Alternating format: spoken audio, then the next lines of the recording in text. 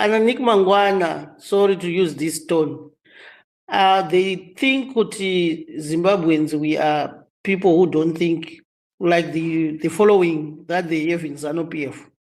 We don't toe the line like in a military barrack. Ango Gerard and fellow Zimbabweans, voting involve individual and group consent and consensus. Baba bad. Autaure zvekuti kana ivo vaita consensus muZANU-PF, a party maybe 1 million or so, or plus or minus. It doesn't speak for over 10 million citizens who are capacitated to vote. Then we just wrap up the population in Zimbabwe, currently plus minus 17 million.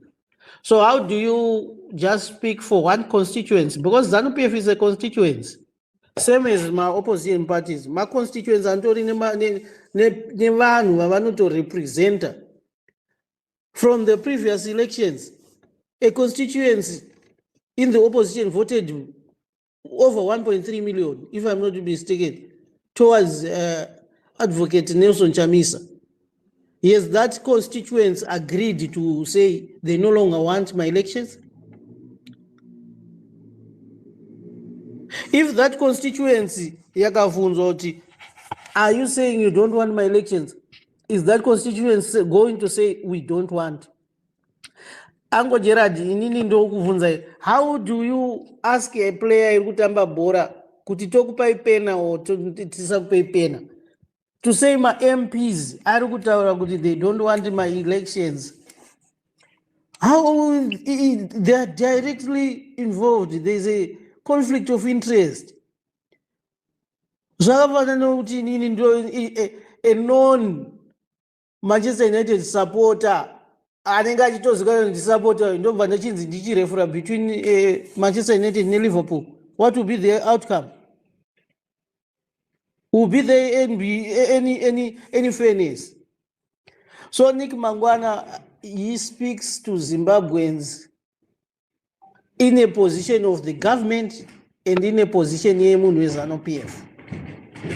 Nick, the speaker, permanent secretary information ministry, kana totaura ari drive towards an agenda that we need to rebuke, refute by any form, any means. Have they allowed the citizens, general citizens, to converge the meeting, to converge meetings and air out their views that they don't want elections? No. So where is that statistic yavari kushandisa Ango Gerard? What survey have they done?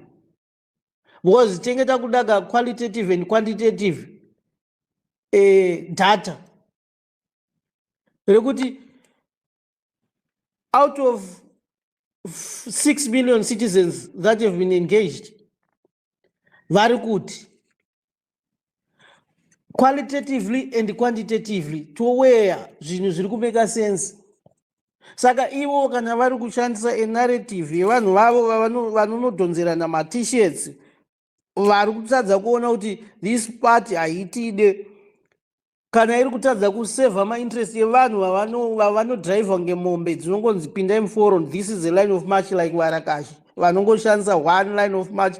Kana kukanzi kuri kutaurwa this, havatokwanisi kana kubvisa koma yaiswa neumwe woisa pari correct. Vochishandisa that approach kuda kutaura kuti ma-citizens of Zimbabwe ari kuti havachade my elections there is disturbance. Is my elections totomada yearly Uncle Gerard Devegona would go in that approach to say you have failed, go. But it would be a costly exercise. That's why we have that 5-year term. It's a sober, a reasonable term limit.